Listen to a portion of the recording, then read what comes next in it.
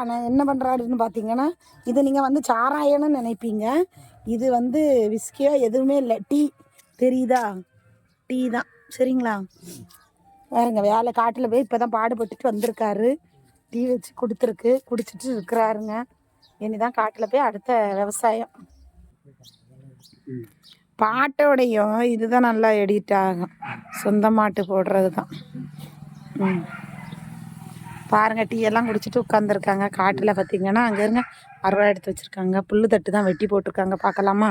புல் தட்டு பார்த்தீங்களா? புல் தட்டு இப்போ தான் வெட்டி போட்டிருக்காரு. நம்ம வீட்டு பக்கத்தில் இருந்து தான் வெட்டி போட்டிருக்காரு புல் தட்டு. அப்புறம் இப்போ இவ்வளோ நேரம் ஆயிடுச்சு அவரும் சாப்பிட போக்கு. இப்போ கிளம்பிட்டாங்க 2 பேரும்.